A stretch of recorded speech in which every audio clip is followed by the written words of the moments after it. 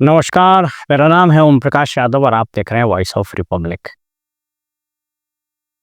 विधान और संविधान की इस नई कड़ी में आपका स्वागत है। मैंने पूर्व में आपको बताया है कि हमने एक नई श्रृंखला शुरू की है विधान और संविधान के नाम से, जहां विधान मतलब नियम कानून, संविधान मतलब कॉन्स्टिट्यूशन, उससे रिलेटेड विषयों पर चर्चा करेंगे, जिसमें संविधान के कुछ प्रावधानों की चर्चा होगी। सुप्रीम कोर्ट में या इवन हाई कोर्ट में भी कुछ महत्वपूर्ण न्याय निर्णय अगर होते हैं पब्लिक इम्पोर्टेंस के, तो उसकी भी समीक्षा करेंगे।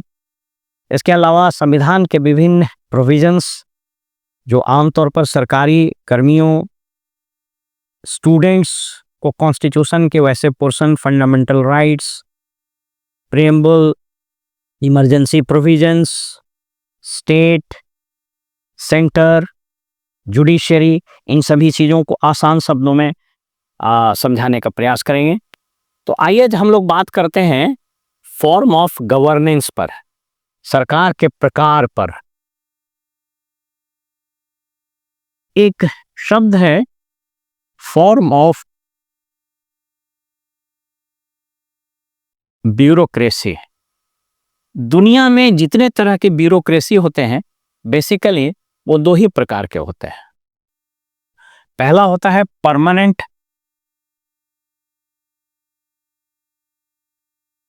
जो हमारे इंडिया में है, एशिया के अधिकांश मुल्कों में, पाकिस्तान, बांग्लादेश, नेपाल, श्रीलंका आदि में। दूसरा होता है स्पॉइल सिस्टम। इस शब्द को जरा आप समझिएगा, स्पॉइल सिस्टम को। ये बड़ा इंटरेस्टिंग शब्द है, स्पॉइल सिस्टम। स्पॉइल का लिटरल मीनिंग होता है लूट का माल। जहां परमानेंट ब्यूरोक्रेसी स्थायी नेचर का होता है, इसमें आपको पता है कि भारत में आर्टिकल 311, 312 आदि में रिक्रूटमेंट का प्रोविजन है। आर्टिकल 309 में सरकारी कर्मियों के सेवा से संबंधित नियम बनते हैं। इसलिए जितने भी रूल्स होते हैं गवर्नमेंट सर्वेंट्स के, चाहे बिहार सर्विस कोड हुआ, गवर्नमेंट सर्वेंट कंडक्ट रूल्स हुआ, ऑल इंडिया सर्विसेज रूल्स हुआ, टीए रूल्स हुआ, पेंशन रूल वगैरह वगैरह, ये सब इसी आर्टिकल 309 के तहत बनते हैं। तो ये परमानेंट ब्यूरोक्रेसी है। इसके बारे में आप जानते हैं, कहा जाता है कि भारत में इसकी शुरुआत 1769 से शुरू हुई थी, जब पहली बार वैरेन हेस्टिंग्स ने कलेक्टर बनाया था। इसके बाद इसको कुछ दिनों के लिए डिसकंटिन्यू कर दिया गया, लेकिन 1772 में कलेक्टर्स बना और वो कलेक्टर्स आज तक अपने अस्तित्व में है। बोर्ड ऑफ रेवेन्यू क्या है, फिर 1829-30 में डिविजनल कमिश्नर्स, एसडीओ वगैरह बने। उस पर एक अलग से वीडियो आपको बना देंगे, लेकिन फिलहाल ये समझिए कि परमानेंट ब्यूरोक्रेसी यही है। अब आइए स्पॉइल सिस्टम क्या है। अगर आप स्पॉइल सिस्टम के बारे में पढ़िएगा तो सबसे पहले इस शब्द का प्रयोग एक सीनेटर विलियम एल मर्सी, ये विकिपीडिया के थ्रू मैं आपको बता रहा हूं, इसने प्रयोग में लाया था। और ये प्रयोग में ये लाया था, इसने जब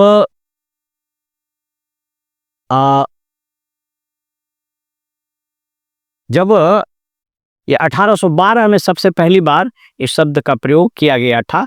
1828 में जब एंड्रू विल्स जैक्सन चुनाव जीते थे और अपने ढंग से वो ब्यूरोक्रेसी में सेक्रेटरीज का अपॉइंटमेंट करने लगे, तो उस पर विवाद उठा। तो न्यूयॉर्क के जो सीनेटर थे, सीनेटर मतलब यहाँ का एमपी, विलियम एल मर्सी, उसने कहा था कि ये स्पॉइल है। स्पॉइल का मतलब युद्ध में जीता गया माल। अमेरिका में जब चुनाव जीतता है राष्ट्रपति, तो माना जाता है उसने देश को जीत लिया। तो उस देश के भोग करने का, उस देश पर शासन करने का उसको एक तरह से अधिकार मिल गया। इंडिया में भी ब्रिटिश के पहले यह सिस्टम था। अगर आप देखें तो आप यूं समझें कि ब्रिटिश के पहले, चाहे वो टर्स का शासन हो, तुगलक्स हो, खिलजी हो, इवन मुगल्स हो, ये सब क्या थे? जब ये जीतते थे तो अपने मन से शासन बहाल करते थे। सुल्तान बन गया दिल्ली का, राजगद्दी पर जिले सुबहानी बन गया, तो उसके बाद वो अपने हिसाब से ब्यूरोक्रेसी की बहाली करता था। जब वो हार जाता था राजा, जैसे मान लीजिए कि जब मुगलों ने अधिपत्य स्थापित कर लिया, तो उसके पहले जितने ब्यूरोक्रेसी थे सबको खत्म कर दिया। अंग्रेज जब आया तो उसको, तो अंग्रेज ने जो सिस्टम लाया, तो आज़ादी के बाद हमारे साथ एक बड़ी समस्या हुई कि हम लोग इतने बड़े भूभाग में कैसे शासन करें।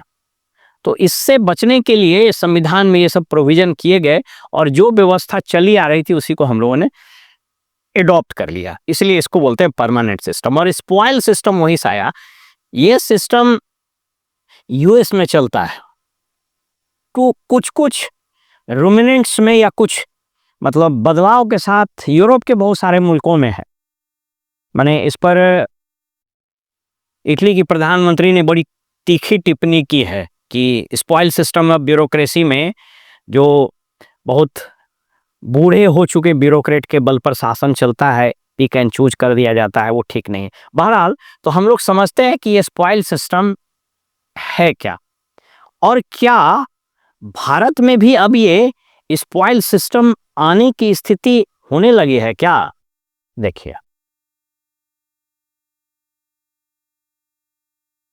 न टायर्ड न retired, how Modi government uses Vajpayee line to hold the retired IAS officers. यहां एक बड़ी तेजी से कल्चर उभरा है। आप चाहे नृपेंद्र मिश्रा जी को देखिए, चाहे पीके मिश्रा जी को देखिए, अजय भल्ला को देखिए, अजीत डोभाल को देखिए, ये सारे रिटायर्ड लोग हैं। प्रधानमंत्री जी ने इन सब को अपॉइंट कर दिया है। तो it is a kind of spoil system. तो इस देश में अभी बात छिड़ गया है कि कहीं हम स्पॉइल सिस्टम की ओर तो नहीं बढ़ रहे हैं। आप यहां देखिए, ये भारत सरकार का एक चिट्ठी देखिए, डिपार्टमेंट ऑफ डीओपीटी का, ये लैटरल एंट्री की बात कर रहा है। देखिए, lateral recruitment to senior position in government of India. Government of India invites talented and motivated Indian nationals willing to contribute towards nation building to join the government at the level of joint secretary. Joint secretary Bharat सरकार का मतलब यहाँ का आप समझ लीजिए कि secretary rank का। तो इसके लिए lateral entry का मतलब क्या है? जैसे मैंने बताया कि भारत में ब्यूरोक्रेसी में अपॉइंटमेंट का एक सिलेक्शन का प्रोसीजर है। केंद्रीय सेवाओं के लिए यूनियन पब्लिक सर्विस कमीशन यानी यूपीएससी है, और स्टेट सर्विसेज के लिए पीसीएस है, पब्लिक सर्विस कमीशन। जैसे बिहार है तो Bihar public service commission, Madhya Pradesh है तो Madhya Pradesh civil services commission. तो इसको रिक्रूटमेंट करता है। लेकिन लैटरल एंट्री का मतलब हुआ कि वैसा एंट्री जिसके लिए उसको परीक्षा नहीं देना पड़े, और बगैर परीक्षा दिए हुए वो लैटरली सरकार में घुस जाए, इसको बोलते हैं लैटरल एंट्री। तो अब यहाँ ये बहस चलना शुरू हो गया है कि क्या यहाँ भी स्पॉइल सिस्टम ऑफ गवर्नेंस तो नहीं आ गया है। अब आप बिहार का केस लीजिए, बिहार में तो अजीब स्थिति है। मुख्यमंत्री के प्रधान सचिव जो आजकल पूरा बिहार वही चलाते हैं, Deepak Kumar, retired chief secretary. BPSC के अध्यक्ष, रिटायर्ड सिविल सर्वेंट। इसके पहले जो थे अतुल प्रसाद, वो भी रिटायर्ड आईएएस। उसके पहले आरके महाजन, वो भी। शिशिर सिन्हा, वो भी। इलेक्ट्रिक रेगुलेटरी कमीशन के अध्यक्ष अमीर सुबहानी, रिटायर्ड चीफ सेक्रेटरी। राज्य सूचना आयोग के मुख्य सूचना आयुक्त, रिटायर्ड चीफ सेक्रेटरी। एक और सूचना आयुक्त ब्रजेश मेहरोत्रा, वो भी रिटायर्ड चीफ सेक्रेटरी। तो मतलब यहाँ जितने इसलिए कहा, यहाँ मैंने आपको जो दिखाया कि न टायर्ड न रिटायर्ड, न टायर्ड न रिटायर्ड। तो ये एक स्पॉइल सिस्टम ऑफ गवर्नेंस की तरफ हम बढ़ रहे हैं। समस्या ये है कि ये दोनों कैसे चल रहा है, ये दोनों क्यों चल रहा है? दोनों नहीं चलना चाहिए, एक ही चलना चाहिए। देखिए, यहां पर जॉर्जिया मेलोनी जो इटली की प्रधानमंत्री है, इन्होंने बड़ा स्कैथिंग अटैक किया है इसने बड़ा स्कैथिंग अटैक किया है कि शायद ये ठीक नहीं है, मतलब ये ठीक नहीं है कि रिटायर्ड लोगों को 60, 70, 80 रिटायरमेंट का एज क्यों बनाया गया, रिटायरमेंट का सिस्टम क्यों किया गया कि एक सर्टेन एज के बाद दो फायदा होता। पहला कि उस सर्टेन एज के बाद आप, ठीक है, आप फिजिकली कैपेबल हो सकते हैं, लेकिन आपको सिस्टम से बाहर निकल जाना चाहिए ताकि नए लोगों को भी स्थान मिले। आपको रिटायर्ड ही नहीं करे इतने लोग कैसे स्थान मिलेगा? आप सोच करके देखिए, इस राज्य में ऐसी स्थिति बन गई है कि रिटायरमेंट के बाद भी अब यहाँ पर एक सामान्य प्रशासन विभाग ने एक सर्कुलर निकाला, हालांकि वो सर्कुलर बिल्कुल अनकॉन्स्टिट्यूशनल है, कोई चैलेंज नहीं करता है, उसको सर्कुलर 10,000 बोलते हैं, रिटायरमेंट के बाद संविदा पर नियुक्ति का। उसमें पहला कंडीशन ये था कि चूंकि कोर्ट में कुछ मुकदमे थे, उसके कारण प्रोन्नति रुकी हुई थी, तो प्रोन्नति जब रुकी हुई थी तो उस लेवल पर कोई नहीं पहुंचता था, तो उसमें पहला कंडीशन तो ये था कि प्रोन्नति नहीं हो रही है या फिर नियुक्ति उतनी तेजी से नहीं हो रही है, उस कारण से रिटायर्ड लोगों को उन पदों पर रखा गया था।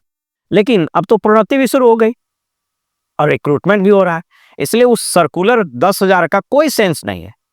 लेकिन ये स्क्वाइल सिस्टम ऑफ गवर्नेंस है कि सब उसमें मजा मार रहा है। महाराम, हमारा वो विषय नहीं है, मैंने सिर्फ आपको यह समझाने का प्रयास किया है कि ये जो सिस्टम है, स्पॉइल सिस्टम ऑफ गवर्नेंस, इसका मतलब होता है कि कोई जब चुनाव जीतता है तो ये माना जाता है कि उसने देश जीत लिया। जैसे मोदी जी जीत गए तो मोदी जी देश जीत लिए, हालांकि नीतीश जी तो बगैर चुनाव जीते हुए आ जाते हैं, लेकिन फर्ज कीजिए अगर ये चीज जीत गए या योगी जी जीत गए तो उन्होंने उत्तर प्रदेश को जीत लिया।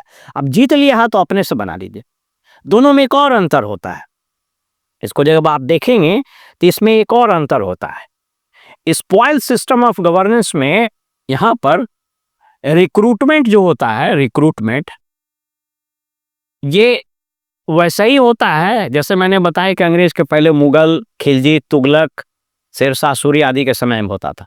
आप देखिएगा जैसे अमेरिका में राष्ट्रपति बदलेगा, उस सब सेक्रेटरी बदल जाएगा, defence secretary, finance secretary, secretary of state, वो सब लोग बदल दिए जाते हैं।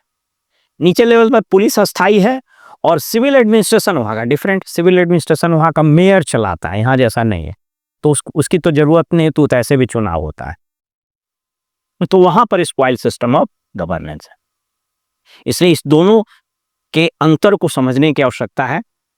ये प्रश्न सिविल सर्विसेज में भी आते हैं और सामान्यतया ब्यूरोक्रेट्स या आम आदमी को भी समझने की जरूरत है, स्टूडेंट्स को समझने की जरूरत है ये दो तरह के सिस्टम हमारे यहाँ कौन से हैं।